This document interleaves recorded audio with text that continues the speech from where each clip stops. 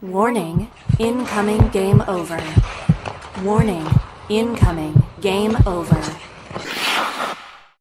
Hello, everybody, and welcome to Game Over Vancouver.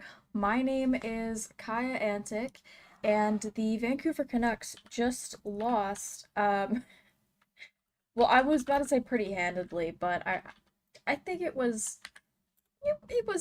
the worst game I've seen from the Canucks. It wasn't like it was 6-1 or whatever that one Winnipeg game was. But it wasn't great. The Canucks dropped 3-1, which includes an empty netter on the Vegas Golden Knights, who I now believe move atop the Oilers because the Oilers lost today. So they moved to the top of the Pacific Division, no longer tied with the Oilers for first. Because headed in tonight, they both had 72 points.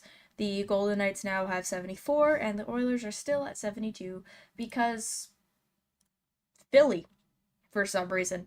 Anyway, before we get into recapping the game and a couple more things to touch on tonight, shift into hyperdrive and get ready to have some fun with your news source for all the biggest stories in hockey, bringing a unique style of broadcasting and commentary with a Quebecois flavor. Hyperdrive Hockey combines top-tier hockey analysis, big stories, pop culture, and a damn fun atmosphere that will drive debate, make you think, and more. Join Max Van Oot, Daphne Balbouf, and Kevin Laramie every Monday and Thursday for your fill on the hockey world. Watch on YouTube on the Game Over Network channel, or subscribe to the podcast on Apple, Spotify, or Amazon. Head to our website, thegameovernetwork.com, for more. Alrighty, so Vancouver Canucks coming into this game, they were on a 3-game win streak. Of course, all of those happen before the Four Nations break. So a bit of a 2-week loss of momentum. And the last win was 2-1 at home against the Toronto Maple Leafs. Of course, they're on the road now. They're just 48 hours, less than that, since McDavid scored Golden Goal 2.0 against the US in the Four Nations face-off, and that was when the cheering for McDavid phase of Canucks fans died. We could have gone 3 points behind Colorado since they lost. Oh, okay, that makes it hurt more. Who beat Colorado? I need to know this now, because if I don't know, it's going to bug me. The Preds. Oh, okay. I think we could catch Colorado anyway. Yeah. Wow. Anyway, um, the Canucks coming into Vegas is the first game of a back-to-back. Demko's out injured. I don't want to say shocker, but shocker. Quinn Hughes not medically cleared to play for Team USA, not medically cleared to play for the Canucks tonight or today. I should have said today. That would have rhymed. Anyway, um, Quinn Hughes does not factor into this game. He missed 4 games before the break. The Canucks were on a win streak without Quinn Hughes, which is honestly unheard of. Win streak was snapped. We're still, I think the longest win streak we've had was 5 games. It was earlier in the year. Like, when I mean early, I mean like end of October, early November. Like, almost 6 months ago. Maybe, I'm bad at math. Anyway, it was around there. It was 4 or 5 games. 3 games. We come back from 2-week break. Drop it 3-1 to the Vegas Golden Knights. And I don't want to say there was a lack of effort from the Canucks tonight, but like it kind of looked like the last 2 weeks. In elementary school, I don't know if everyone else did this, but at our elementary school, 2 weeks before winter break, it would be Deck the Halls Day. Everyone wears PJs, we get hot chocolate, and we decorate for the holidays. And yeah, it kind of felt like the 2 weeks after that, or like, coming back for winter break. To think we came from watching best on best hockey to have to watch Canucks hockey, yeah, that hurts. It hurts. Um, yeah, it was definitely a shock. You could definitely tell that it was very first day back from spring break or winter break, or I'm going to imagine that's how my lectures are going to look this next week after reading break. That's what it looked like out there for the Canucks. Vegas, they were a bit slow to start, but Vegas, I mean, it's Vegas. They won the cup 2 years ago. They've made the playoffs at like at least an 85% rate. I think, I don't know, it's their seventh season of existence. They've been in the playoffs. Oh, wait, no, is here eight? Like I just said, I'm bad at math. Um, but yeah, Vegas definitely had the edge. It doesn't help that Tyler Myers, before the break, Tyler Myers was looking great, especially when paired with Quinn Hughes. Tyler Myers was like remembering he won a Calder. I'm not saying that he's like, Victor Hedman or somebody, but he was being pretty good out there. And then he gets back from the break. I have no idea what he was doing up in Kelowna or whatever, but like, yeah, Rockets legend Tyler Myers. Um, he really like, bro, math skills. I know I'm not great at math. I think this is the third or fourth time I've said that tonight. I am not great at math, but I can count to six. Or, I know when you're going to the bench, you don't do the little pivot turn so that another play. It was so confusing. Both two too many men calls in 10 minutes. That should be an NHL record. It would be one of those included in those videos that are just like embarrassing NHL records no one wants to have. Like, it would be like one of those videos, but still, like, it just, and the delay, I can't even speak, I'm so pissed off. The delay of game penalty, maybe it's because he's the same height as the glass, so he can't hit the puck off the glass, but brother, I know the contract is less, so it's less of a burn.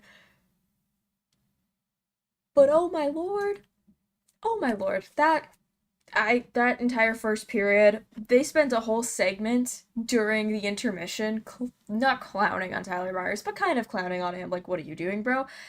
Yeah, that was the entire vibe for the night. Well, not the night, that specific 20-minute period. It was very first day back from spring break.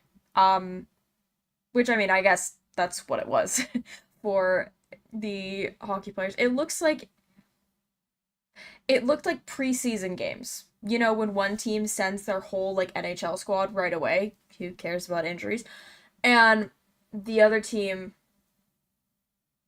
uh the other team sends like ECHL guys.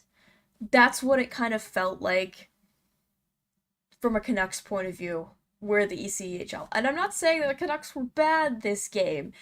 Jake DeBrusk is the first Canuck to 20 goals this season. It's February 22nd. I know we just had 2 weeks off, but that doesn't seem great. It does not seem good. That is the only goal. Well, the only goal that counted that the Canucks had throughout the game. Jake DeBrusk gets his 20th on the season after a great play from Kiefer Sherwood, who hit 300 hits. He was the fastest NHL player to 300 hits in a season. He's missed some time due to injury. We just came back from a break. DeBrusk, yes, that was also his 300th NHL point. Congratulations, JDB.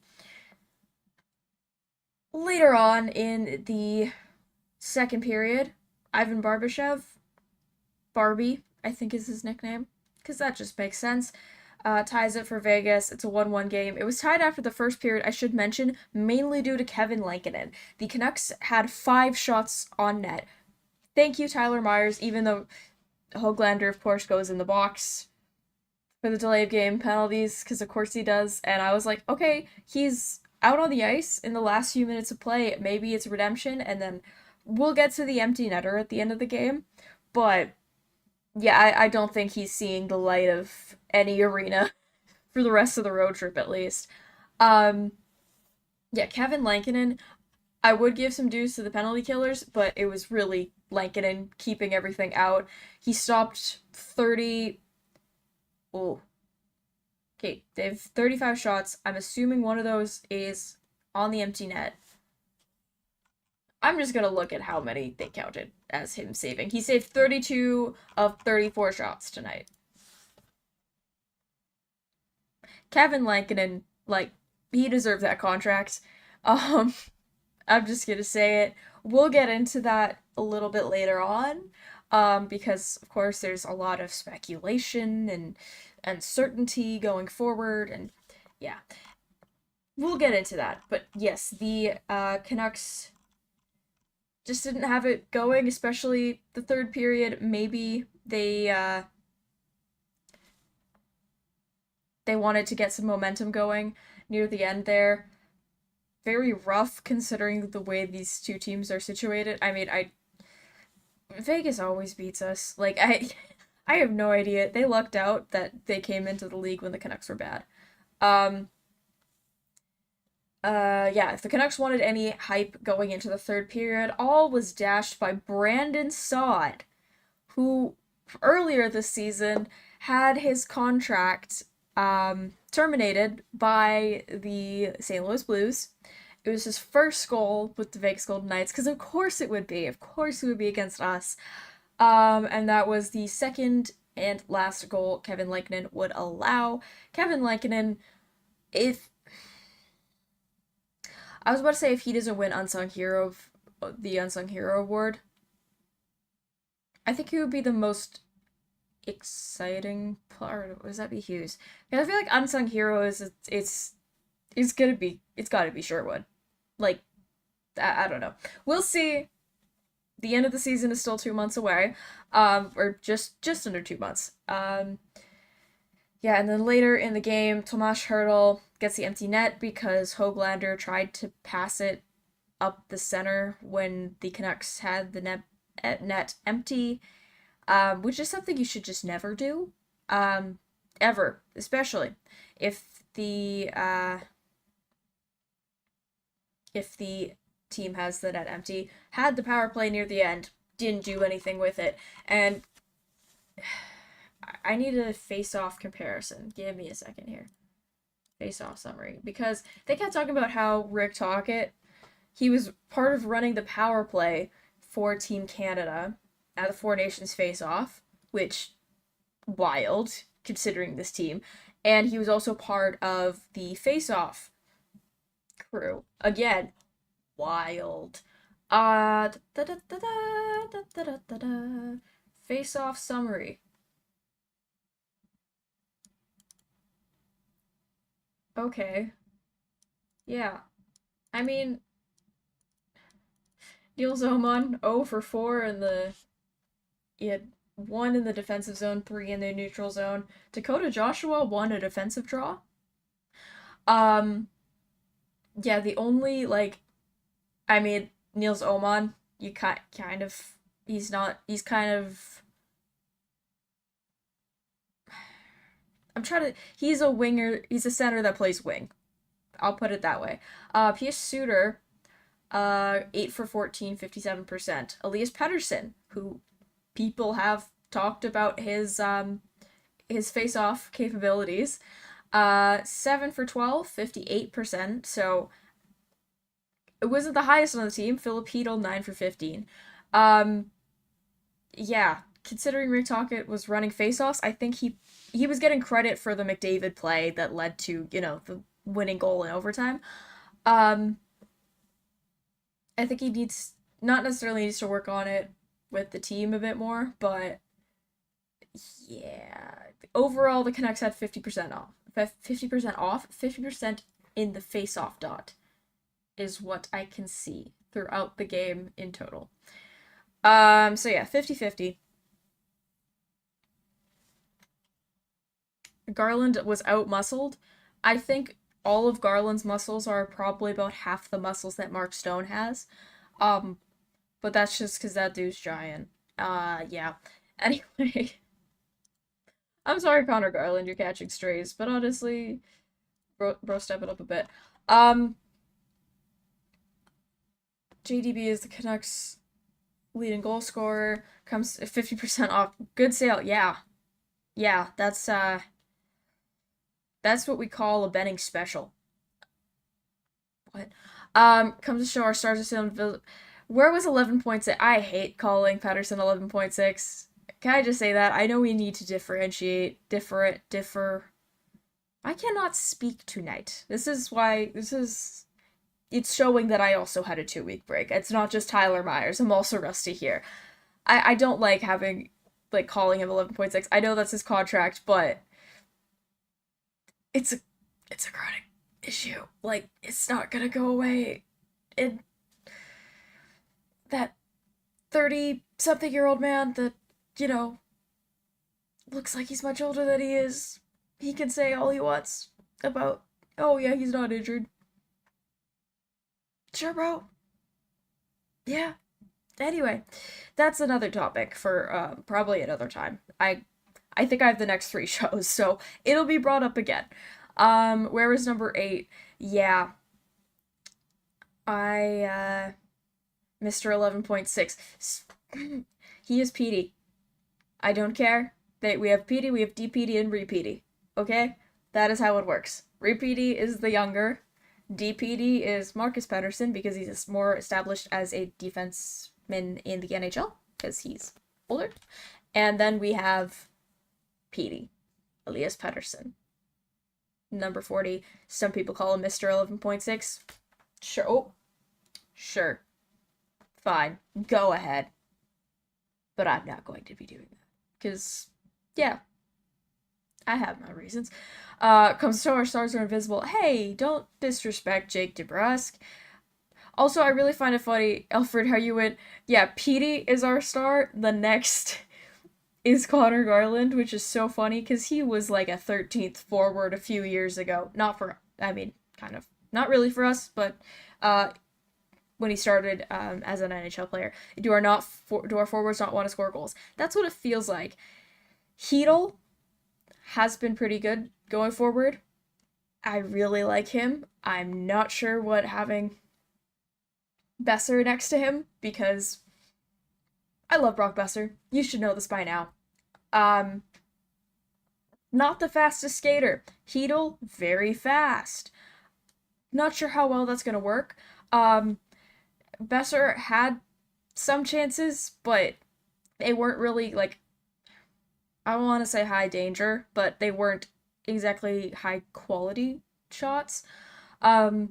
Joshua, he is also coming off a pretty significant health situation, so don't want to blame him too much, but there's some moments where, like, he's, like, right in front of the net, he has the puck on his stick. It just doesn't get enough power on it. Garland didn't have his best game. Yeah. Amount of times we shoot the puck up and sending possibly the shortest and lightest player on the roster to try and win it back. Honestly, yeah, that's what it felt like. They're like, okay, we're gonna dump the puck, and the guy chasing it weighs 150 soaking wet. Like, that's what it looks like when they're sending Garland in. They're sending Höglander in, which rare, cause talk it. Yeah.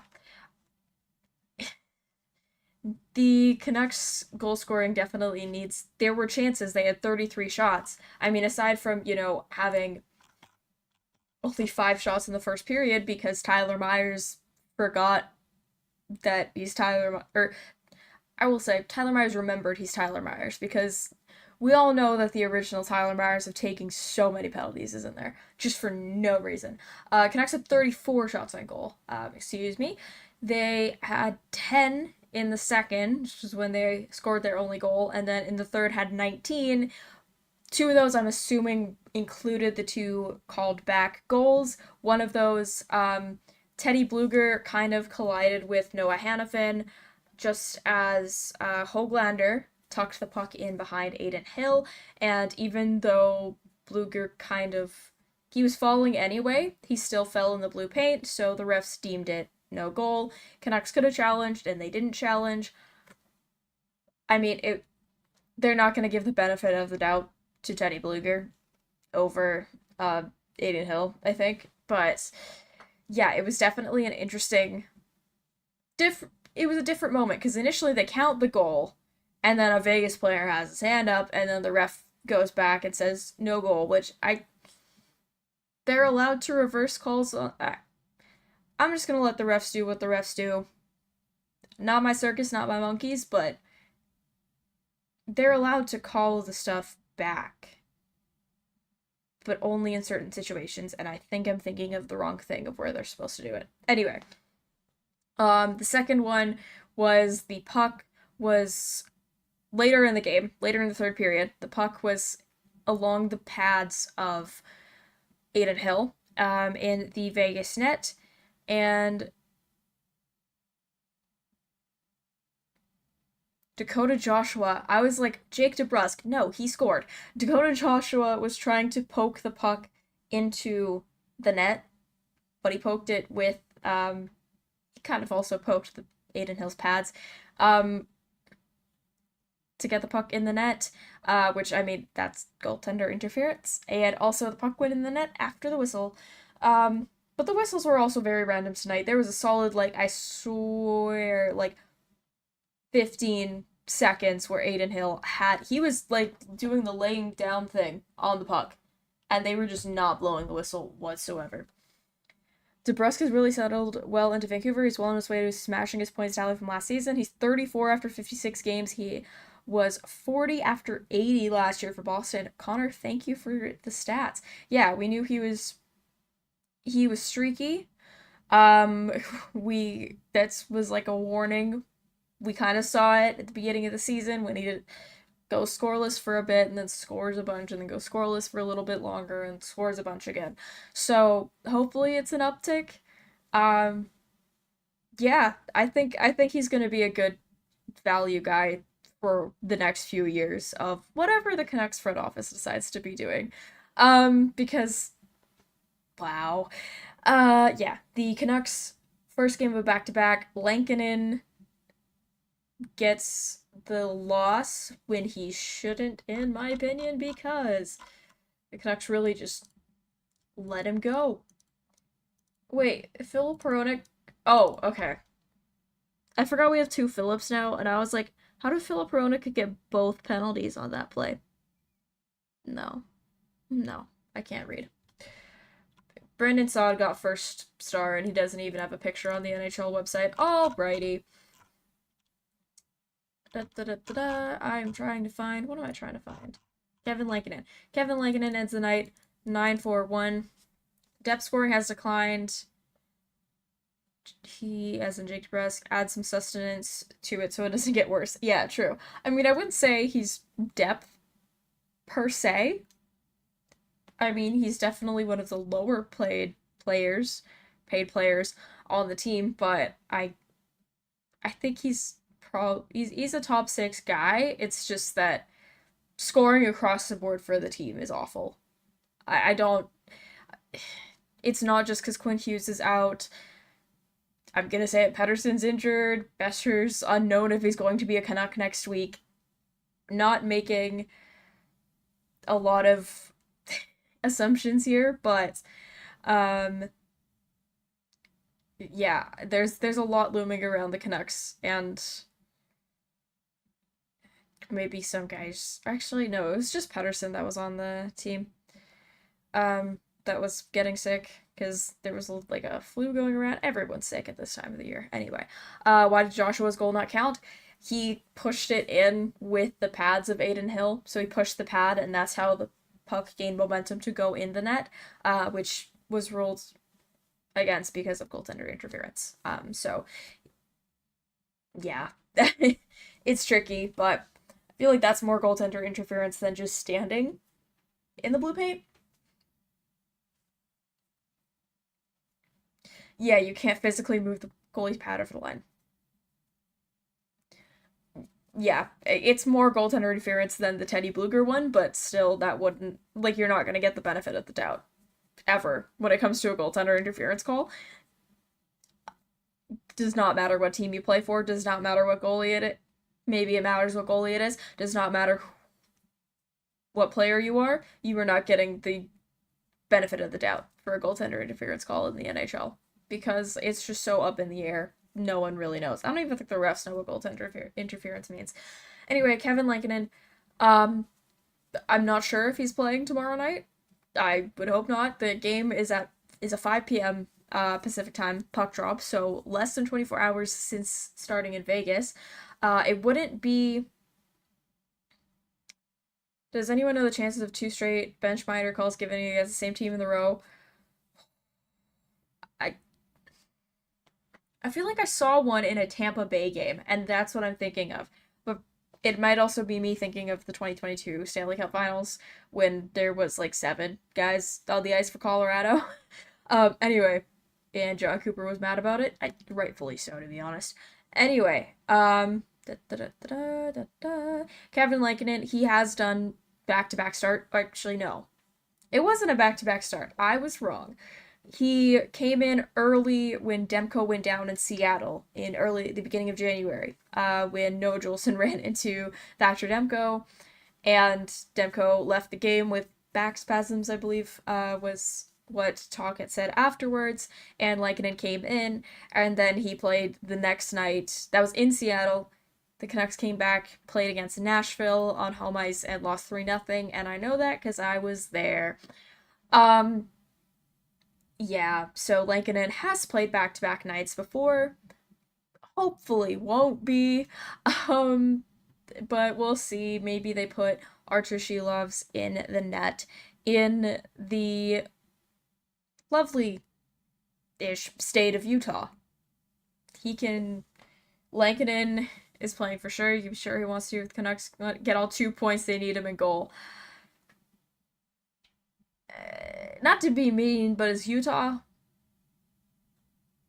Like, I think we can. They ordered a build your own NHL franchise from the NHL HQ, and they got this. So I think it should be fine. Let me look up what his AHL stats were in his most recent games. He loves AHL. Utah did beat us in OT. True. But, again, it's Utah.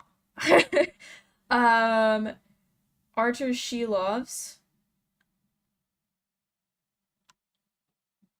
in the 24-25 regular season, he's played 14 games. He has a 906, 2.43 goals against average for Abbotsford. This past season, this last few games. Okay, I'm trying to do over his last 3 games that he started. They were all wins, and he's only allowed 4 goals on 20, 30, around 80 shots. Pretty good. He also got an assist in there, so he can help with the scoring. His record overall this season is 10-4-0 for Abbotsford. People feel the same way about the Buffalo Sabres, and look what they did. True. But that's also against the New York Rangers, and I have more faith in the Vancouver Canucks than the New York Rangers at this moment. So, yeah, Buffalo, I feel bad for that city, man. They have, like, nothing going on. Who would have thought to have 2 straight back-to-backs tonight and tomorrow, the 3 days after California lost Angels and Duckyheim. That is an insane. I love that. Yeah, 2 straight back-to-backs. Welcome back to NHL play, everybody. You thought we didn't have any back-to-backs to start the season? Here you go. You get back from 2 weeks in Cabo, or everyone on the Sharks went to Hawaii for some reason. You get back from those places, you're having a nice time. Boom, back to back, Nevada, Utah. You think you're chill. boom, back to back, Los Angeles and Anaheim. So, fun fact also, before we get into the next segment, because there's probably to that about now, the Vancouver, ooh, I've been tracking in-season Stanley Cup. It's kind of the, is this the right? Yeah, okay. In-season Stanley Cup. It's like whoever beats the team that won the Stanley Cup at the end of last year first carries it for as many days until they lose, and then the team that beat them wins it. The team that beat them takes it, and then the next team to beat that team, so on and so forth. So the first team to beat Florida this season was Ottawa, so they held it for 2 days.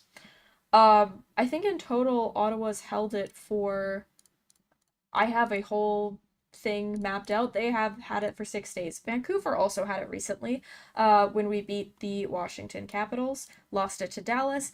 Anaheim has held the in-season Stanley Cup since February 4th, 2025, and they won again tonight. So they still have it they've had it for quite some time. I don't know if they play tomorrow. It'd be really funny if they keep having it. The loser cup really right now goes to the Pittsburgh Penguins, who still have it because they got absolutely kicked by the Washington Capitals tonight. Anyway, before we get into the next segment, we're gonna have a little goalie controversy talk, a little contract talk. Before we get into that, though, looking for ways to help an upstart media company employing over 30 young journalists and analysts across Canada? If you have a few spare bucks kicking around, you better head to our Patreon page at patreon.com/thegameovernetwork.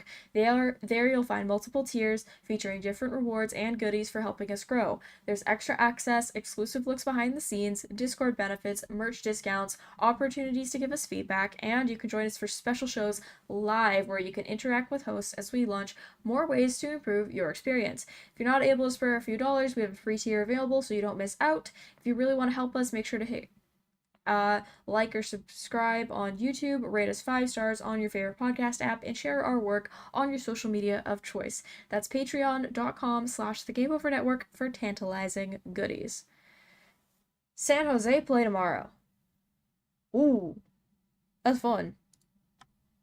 San Jose. To you, who generic squad. Anaheim play the Red Wings. So Anaheim's gonna continue having the in-season Stanley Cup. I'm just a hater. It's okay. The Vancouver Canucks recently re-signed goaltender Kevin Lankinen for $22.5 million for the next 5 years. That's 4.25 per year. I'm pretty sure. Off the top of my head, that's what it is. Anyway, Kevin Lankinen re-signed. He's on almost a league minimum deal right now. Signed very late. We were already in preseason training camp in Penticton when the Canucks signed him as like a third-ish goaltender, backup third, depending on how Shelov's worked out. Evidently did not, and he really saved the season for the Canucks early on when Demko was still out, and now as Demko is on his third injury break of the year, things are looking way better for Kevin Lankinen staying in Vancouver Canuck, especially with this new contract. Connor in the chat says, can we all agree that Lankinen, though I'm assuming he's a goaltender, he's lanky. That's just assuming. I think he's actually a bit shorter than Demko. Anyway, is way more of a bargain than Shesty and Swayman put together. Look, okay, Swayman, maybe. I think he's still young, so he's still kind of in the developmental stage, and he still has time to prove himself. but also it's Boston, so I don't really want them to see them succeed based on me still being angry over 2011. And Shesterkin is somebody who watches the Rangers. Yeah. But anyway, thanks Nashville. Yeah. Wow. Who's their backup right now? By the way, is it Annunen? Uh, it's Justus Annunen. I'm pretty sure. Yeah, it is because I just dropped him in fantasy today. That's yeah. Lankinen, what do we think about the deal? What do we think about Demko going forward? Because he's had some injury issues. I don't want to say it, he's kind of damaged goods at the moment for anyone that wants to take on, I guess, the challenge of figuring out how to fix your knee at 27. Swayman is not developing anymore. He's had two postseasons at least. If you want to get into hypotheticals, technically that's more than Demko, because Demko only played one postseason game last year. Just saying. Swayman is not developing anymore. How old is he? Because he may be older than I thought he was. Jeremy Swayman. He's 26. He's still pretty... now he needs to back it up. Yeah, true.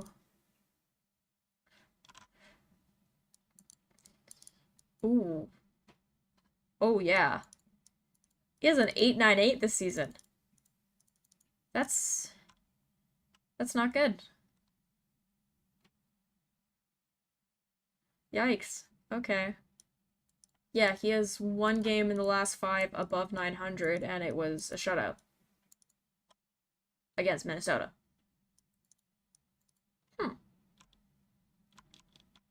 Interesting. Now I understand why Connor Hellebuyck. I mean, Connor Hellebuyck's also a great goaltender. Now I understand. Wow, that's a bit of a drop off in performance, and it's not like his work. I mean, his workload has changed quite a bit. He only started 43 games last year, and now he's already up to 41 on the year because, they have Korpisalo. Wow. Yeah, Kevin Lankinen's a bargain. Bargain bin find. Thank you, Kevin Lankinen. Anyway, what do we think is going to happen with Demko? Because, let's be real, it's his... Wait, they didn't... Oh, it was Linus Allmark that scored against us. Never mind. I was like, they didn't count his goal. Never scored a goal. What do we think happens with Thatcher Demko? Sorry, I keep starting the sentence and then just looking back at Jeremy Swayman's stats, because what happened there? Apparently Nikita Zadorov doesn't fix your team. Who knew? Anyway, Thatcher Demko on his third injury break of the season. It's not looking good for the Canucks' supposed starting goaltender. Again, trade him next trade deadline. Okay. Yeah, he's week to week as of 4 days ago with a lower body injury. Trying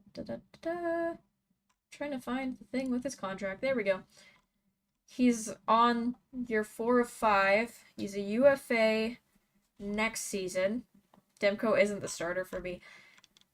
Yeah, honestly, he doesn't have any no move clauses or anything, but I honestly don't see how they trade him this year because his value is so diminished due to injuries. It's hard. Any longer past next season, damn. Okay. Because, yeah, he's gone 5. His injuries didn't help him. Lincoln has totally outdone him. It's also, I feel like he'd want more money after this contract. He was on a 5x5. Of course, thank you, Jim Benning, for that one. We need to get something in return, not letting him walk for nothing. Exactly. What if I hit buyout? I want to see what happens. The buyout total cost is... Okay. I don't think that's worth it. Because, again, we're not getting anything in there. That's yeah, he has an 891 in 17 games played. If Denver asks for a bigger contract, then best to let him go. I think that's what happens because I don't know the legalities of if he's allowed. I'm pretty sure he's allowed to talk about the next contract already. Potentially, it might be wrong about that. I think it's like within the 2 year gap, 2 year window of the next contract availability time. Yeah, I think it looks like they're probably going to move on from him based on when they signed Kevin Lankinen, because Lankinen he signed for another 5 years. It expires in 2030. It's 500,000 cheaper than Thatcher Demko's current contract, but again, Demko expires next year, going to want more money likely, and yeah, it's a time. Okay, Elias Pettersson, the forward, says it's outdated. Oh, okay, a game time decision. Yeah, Demmer asked for a bigger contract. Best to let him go. He should accept that he hasn't been able to earn that the way Hughes will when he is next. Exactly.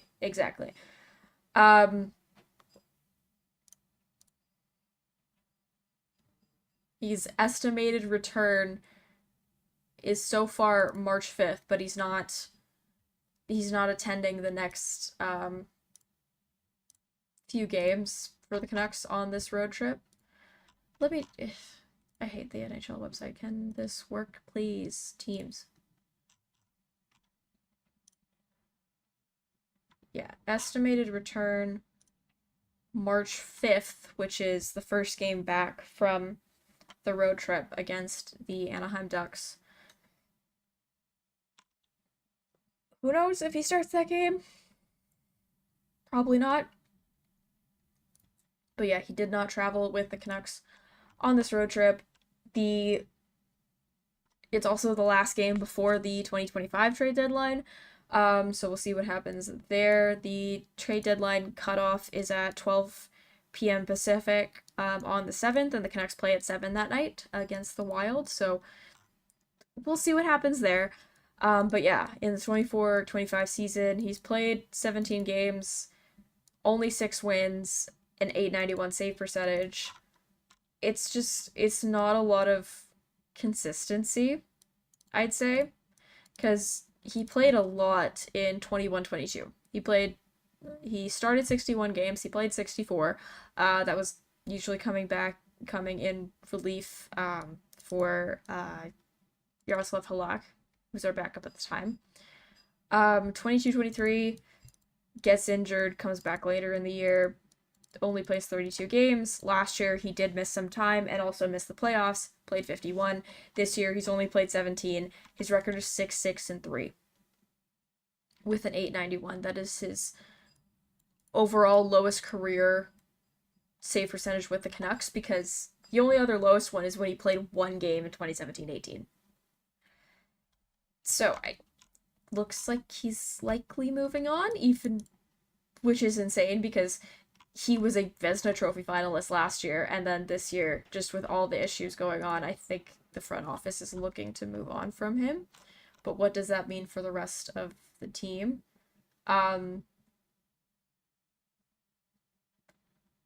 Yeah, because they also have to make the decision on Brock Besser over the next, I guess, week, because he's a UFA at the end of the year. His current contract is 6.65, and he has a 10-team no-trade list. He's UFA in the summer. So is P.S. Suter. The cap's going up, but is it going up that much? Yeah. Does Noah Juleson have any no-move clauses? No, he does not. Move him on to their team. He is on IR right now. Forgot about that, but he is on IR. Demko will ask for a raise. He probably gets as high as $6 million. Not sure Canucks are even considering signing him again. Yeah. Juleson is probably just, like, it's not gonna be, I don't think he's going to be re-signed here. I know Tocchet loves him, but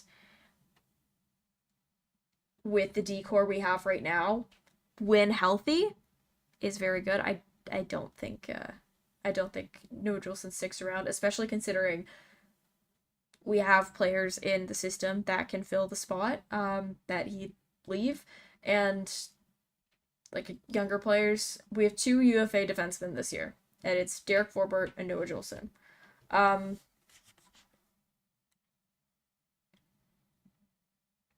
Carson Soucy has a modified no trade clause next year. I think, yeah, Demko is probably a deadline deal next year, I'd say, more than likely. On the forward group, I mean, we have Brock Besser and P.S. Suter are two UFAs. Sorry, and I think Brock Besser is probably. I don't want to talk about this right now because it's gonna make me sad. But it'll be interesting to see what happens over the next week. Demko, will he still be a Canuck? What team wants to take on A, that contract, and B, that project of rehabbing whatever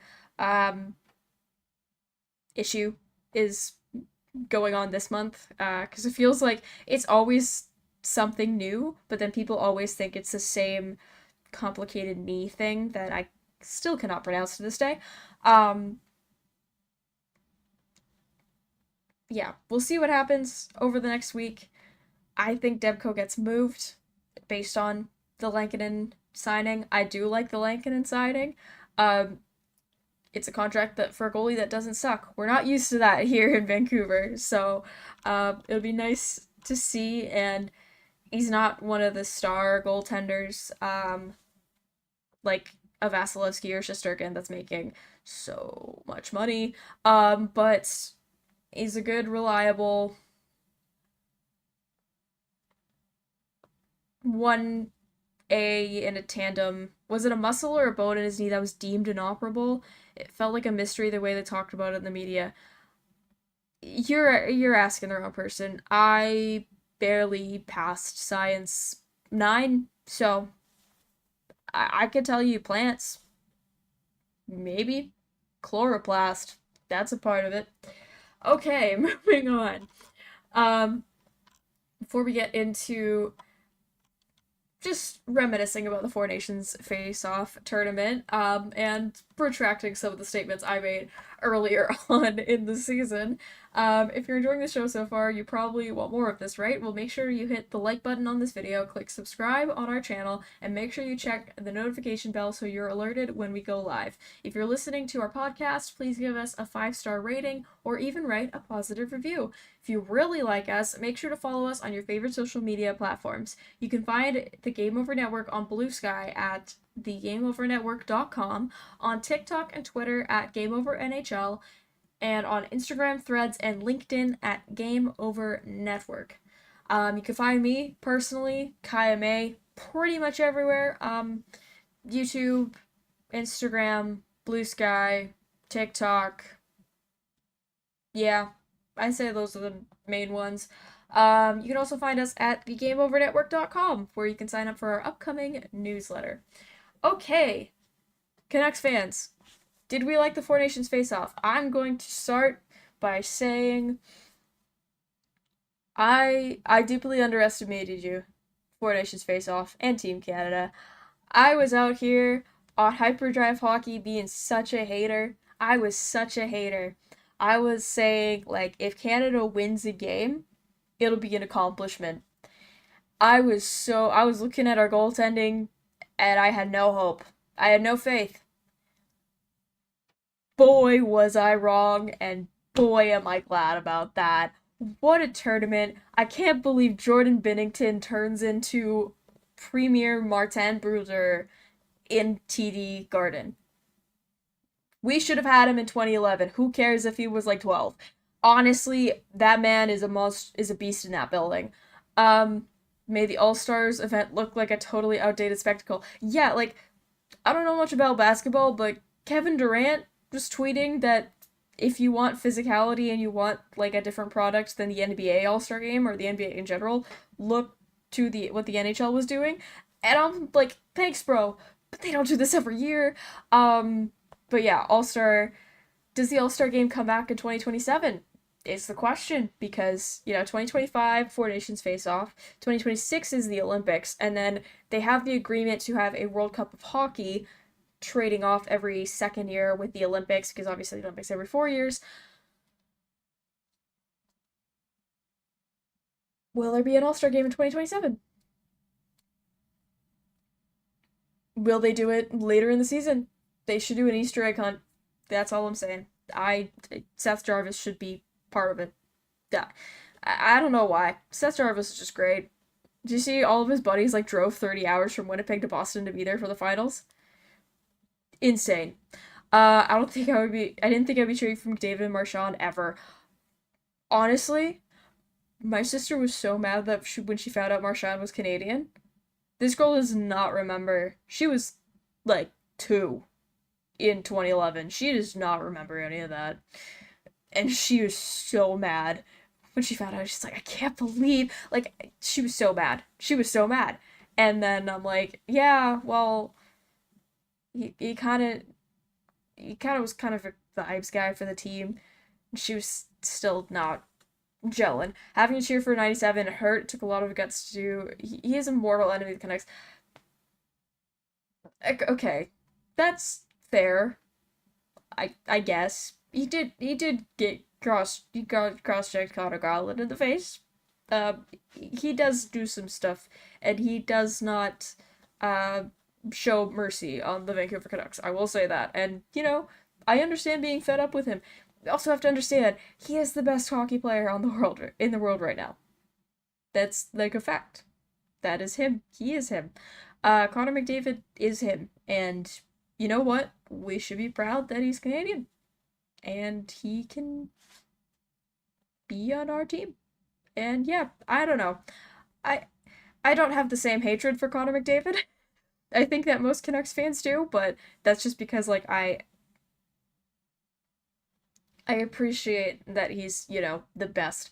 Didn't think I would be cheering for McDavid and Marchand ever. Yeah, Marchand was, for me, it was McCarr. I don't know why. I'm just so used to, like, Quinn Hughes is the best and only good defenseman on earth. Um, Brain rot, I'll say. I just, like, anything Cale Makar, I'm like, no, Quinn Hughes does it better. And then this tournament, I'm like, no, Quinn Hughes is the worst. The Cale Makar is everything for Team Canada. Um, which now headed back to the regular season, I'm like, nope, still Quinn Hughes is the best, but yeah, part of me wanted to see the matchup. The other part of me, for my sanity, did not want to see that matchup. Better than the All-Star game. Yeah, it was really fun. The All-Star game, it is really outdated. It worked. I liked the way they did it back in the day with the draft where they didn't have to separate it by conference, where not a player from every team had to be there, because I think that's when it stopped being all stars. You get what I'm saying? Some teams don't have a star. Um, it it wasn't like the vibes weren't the same. I don't know if it's bigger societal implications of becoming more individualistic over the past few years due to, general social happenings and medical world happenings. Um, I don't know if that's part of it. Not my place to say, but we need to get back to the days of Ovechkin holding up a sign saying he wants to be picked last because he needs a car. I want to get back to the days of Ovechkin. Okay, maybe it's just we need an Ovechkin era back. Um, with the phone, taking a picture of Phil Kessel. Maybe we need him back too. Phil Kessel, yeah, drafted that one All Star weekend. Ovi's taking pictures of him. Those were so fun. Remember the drama when the Sedins got drafted onto different teams in the All Star game? That was great. Um, and then they tried to do the draft last year. The best part of that was Michael Bublé high off his ass. Um, uh, Respect, honestly. It was a great vibe. I like that they had the performance by Tate McRae. Love her. Not sure it was the right environment because, hockey, and I know they're trying to appeal to a new audience, and respect that, but Um, yeah, it was an interesting format last year, but still, a lot of the players did not seem still into it. The Vegas one sucked. Uh, because the shootout competition should not. It should have been. It should have been Jack Hughes. It should have been Jack Hughes or Trevor Zegras, and Alex Pietrangelo won because the house always wins and all that BS. Um, what was the next year? Florida. That one was only good because Ovi brought his kid, and Ovi only went because his kid wanted to go. I can't really think of any. Like, I don't actually want. I just pay attention to the skills competitions. I don't pay attention to when they're playing each other because like don't really care. That's just a bunch of guys on an ice. I've seen better hockey in beer league. Like they really do not care to be there. I don't think Kucherov refuses to take anything seriously. Um, unless it's haterade. Countries involved in the hockey. Yeah, external circumstances. It was definitely an interesting climate to be going on. It was definitely a choice that the team decided to pivot their focus on, a guy that unfortunately passed away before he could be part of the team, to, convicted felon. Definitely a choice. There, Bill Guerin. Not sure if it was the right one. Obviously, it wasn't the right one because you lost. Um, or just a lot of the choice from a lot of the players that, like Noah Hannafin, former Calgary Flame, who said we're doing this for president. Yay! Like, I don't know. I have thoughts about that, but that's coming from that side that wants to keep politics out of hockey, begging for the president to give a shit about it. That's my take on that.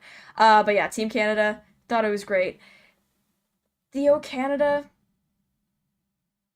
maybe I'm just unfamiliar with the say. I thought she was American, and I thought she just did not know the words to O Canada. I was so thrown off, and I was like, she sang the song wrong, and then people were like, oh, it was intentional. I'm like, okay,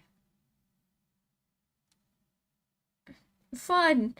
World Cup of Hockey will make a comeback. It'll definitely be a bigger success for sure. The Madman, that's a good idea. I won't even call him the president. He's not the president. Um, that's another thing. World Cup of Hockey will make a comeback. Yeah, it'll be a bigger success, I hope, because they'll have more countries and more players.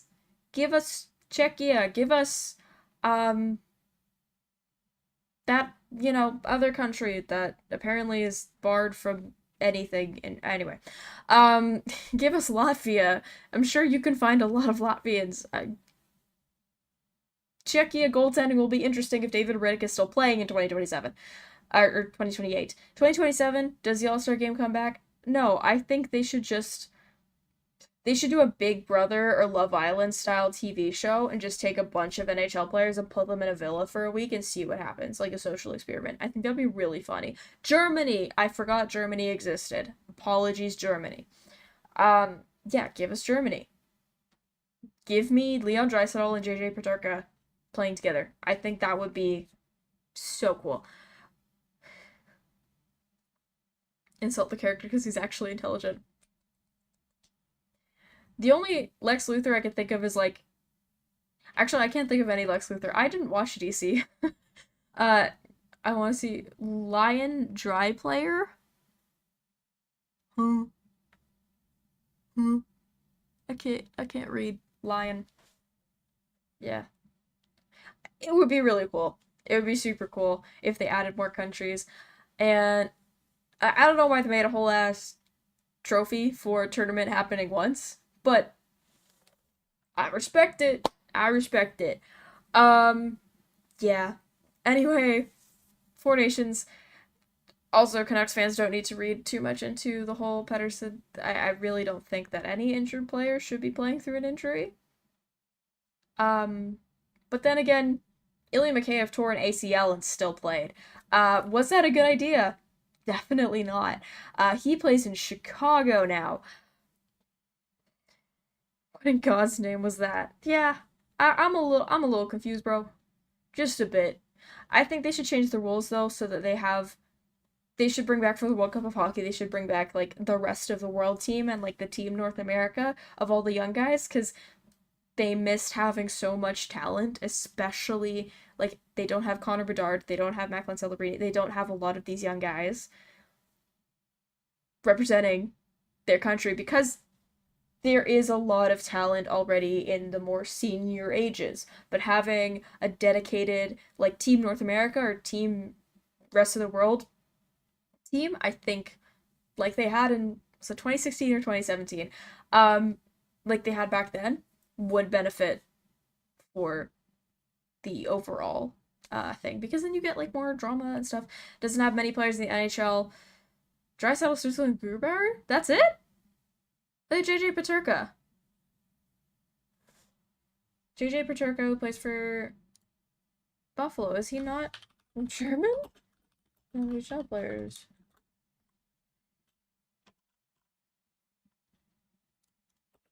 Active. Okay. Oh, yep, there's 7. Okay, so maybe not enough for a whole team. But it would be, maybe there's gonna be some more. Who knows? I think they could also probably pitch a deal for other players, depending on how their seasons shape up. I'm not an expert on international hockey leagues. But yeah, they are 7, and 3 of them were born the same year as me. He is German, that makes it 4. Leon Draisaitl, who leads the points by over 600, 630 to be exact, over Tim Stützle.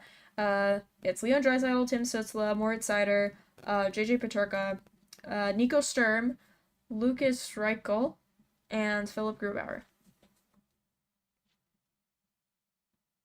It'll just be rest of Europe. Yeah, they should bring that back like they had in the World Cup those years ago, because that was also really fun to watch, because, like, you got to have Connor McDavid and Austin Matthews on the same team.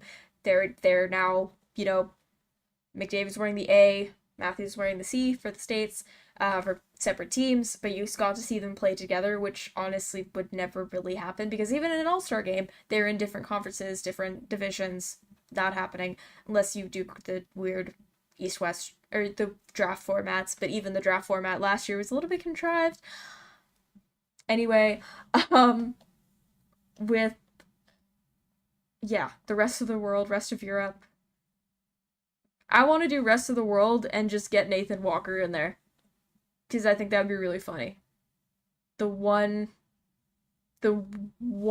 single Australian dude, so that it's not rest of Europe and is rest of the world.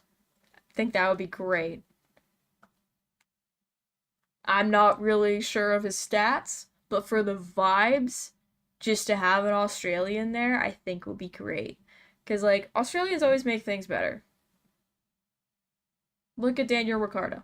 He left F1 and now they don't even have radios. So, we'll see. Imagine the day Russia gets allowed to compete in international events. Oh, the hostility that will await them. Probably not from the States. Anyway, moving on. Let's go Q&A period time, because we'll just get into that real quick here. And then wrap up the show. But we're having a nice good chat about the World Cup of Hockey. Yeah, before we get into that last period, what better way to support something you love than by repping it on yourself? Game Over's apparel line has dropped with 3 unique lines. Okay, I couldn't read the thing and I thought my mic wasn't working. Apologies there. With 3 unique lines. Whether you feel nostalgic pull of our retro skater design, want to make a statement with our established design, want to wear your love for the goalies proudly with our live and die by the goalie design, or if you just need another coffee and a toque to get through the winter, we have you covered. Designed by Brady Chalis from Game Over Winnipeg, use the QR code on stream now and take a look through our apparel store and help us rebuild local sports media in Canada while repping your community. Okay. Yes. Hello. Welcome back. What was I saying? Russia. Yes. Ask a question. What would fans think if I got a jersey with my name and choice of number printed on the back? Would I get ridiculed for it? I mean, some people might, but Also, those people should not be trusted. Like, I think it's cool. I've wanted one since I was a kid. I was always putting my last name on the back and like picking like 7 or something because 7 rhymed with heaven because yeah, not even my favorite number anymore. Um but yeah, I think it would be cool to have. I think that's a cool thing that you should definitely do. I need to get a jersey redone. But that's a different issue. Yeah. I mean, I got my dad a jersey for a team and his number. It was for his 50th birthday. And so I uh I got him a 50 jersey for this team and with our last name on the back. And I looked later and this team has never had a player with the number 50 on it ever in its history. Is the Habs. And so he was telling me, he's like, yeah, I was getting really weird looks, like people looking at the number, and I'm just like, I look it up later on the way home, like, oh, yeah, they never had a number 50 ever in the many years of the Habs history. So, fun fact there. But yeah, honestly, I don't really mind it. Um, Personally, I think do what you want with your money, as long as it's like ethical, I guess. I That's a weird stretch. You're making a jersey, not nuclear bombs. Um, Second name, he got his name on the back with the number 96, which was Kuzmenko's. Who cares? Players wear those numbers for a few years on a certain team. They might switch numbers later on. They might continue that number and that number gets retired. It doesn't matter. They're not changing their names to wear yours on the ice. You should. It's not like your last name is this guy's last name. I mean, maybe it is. I don't know. Be really funny. Um, you wouldn't get ridiculed for it. If anyone ridicules you for it, um they don't deserve to have their opinion affect you, if that makes sense. Um, I don't know. I've been listening to this other like psychology podcast, and it's like talking about how you should really only take external opinions from like a specific sphere of influence. So like you have your golden circle in the middle, and that's like you, and then your silver circle is like your super close family and super close friends. Um, Pet, maybe. They usually don't talk back though. And then like bronze, I think was the other one, and that's like still good friends but like less close and confidant, and same thing with like family members. And then you have everybody else outside. Like coworkers to strangers. If it's outside like those first two circles, honestly, who cares? Who cares? Shouldn't let that affect you too much. Um, yeah, you wouldn't get ridiculed for it in my books. If you do, then that person is jealous and they have some insecurity with themselves that they don't think they could pull it off. Um, Ever since Puck Holes and Left 92 is open and available, might consider doing it myself. That's why I'm like, I'm jealous of people born in the 90s because they can like, or born, in a year that's like acceptable. I was born 2002. I already have a jersey with a 2 on it. It's a Canucks jersey. It's Luke Shen. Like, I still have that. But like, it's not like you can have the same effect as like, oh, I'm wearing 97 because I was born in 1997. Like 2, it's just a number.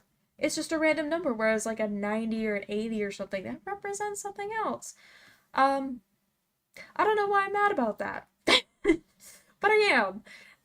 Where would you rank the hype for Kevin Lankinen? Potential Luongo hype? I don't think it's that high. Again, when Luongo was traded here, I was probably not yet conscious. When was he traded here? It's 2004?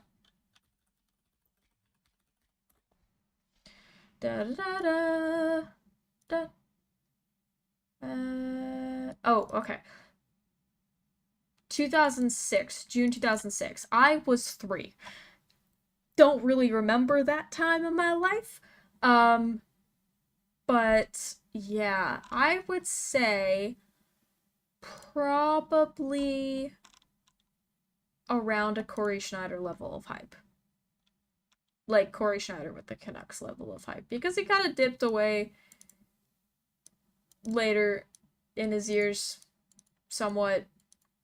Why would New Jersey, you're so mean with your goal. Okay, that's not really a good record. But then again, it's the New Jersey Devils. I would say he's like in the middle.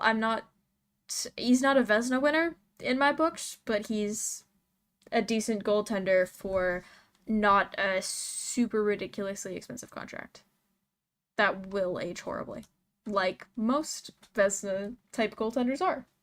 Vasilevsky, Shesterkin, Vasilevsky, I don't really know what's going on with that dude. I don't follow the Lightning too closely, but I know that there were some questions. He had back surgery this year. Or was that last year? And Shesterkin, obviously, the Rangers gestures vaguely. And then Connor Hellebuck, yeah, he's good now, but then again, five goals per game in the playoffs, and he's older than Demko, I believe. I don't know. Lankinen he's not a Vezina winner, but with a proper like backup or like a 1A, 1B situation like the Bruins had last couple years, I think in that type of situation it's a William Jennings trophy, but we'll see. I wouldn't say Luongo hype, because Luongo, is a Hall of Famer. Corey Schneider was good for us, but again, he was like he started his career with us. It's a bit different than, yeah, he had a 925 but a losing record. What the hell was New Jersey doing back then? Jesus Christ. Anyway, I think that's all we have for tonight. Unless you have any last questions, remember to like the stream, comment down below, rate review, share with your friends, all that stuff. I've been Kaja. Leafs almost did a Leafs earlier today. Will we see them on a deep playoff run this time? Bah. The first playoff run with Craig Berube will be an interesting one. Who knows? I mean, Carolina. I think Carolina is also a pretty good contending team, so it really, yeah.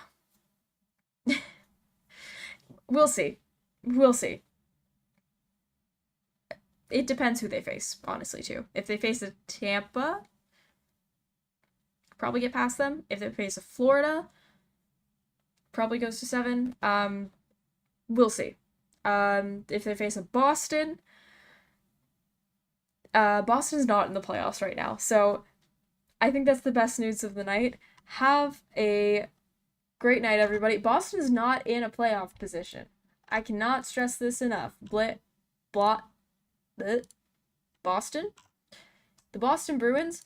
Okay, they're 2 points back from the Sens, but still they're not in a playoff spot, and there are a lot of teams vying for the playoff spots in the East. It'd be really funny if Boston does not make it, and I'll just laugh the whole way home. Okay, thank you so much for joining me. The Vancouver Canucks lose 3-1 to the Vegas Golden Knights. We'll be back on the show tonight here on Game Over Vancouver after the Canucks take on the Utah Hockey Club. It should be the Utah Raptors. I'm still mad about that. We'll see what happens there. We'll see who the starting goaltender is. We'll see if the Canucks roster is even the same as it was today. Playoffs without Bruins and Rangers, imagine that. That's weird. Okay. Have a good night, everybody. Thank you so much for joining me. I've been Kaja Antic. This has been Game Over Vancouver. Have a great night, everybody.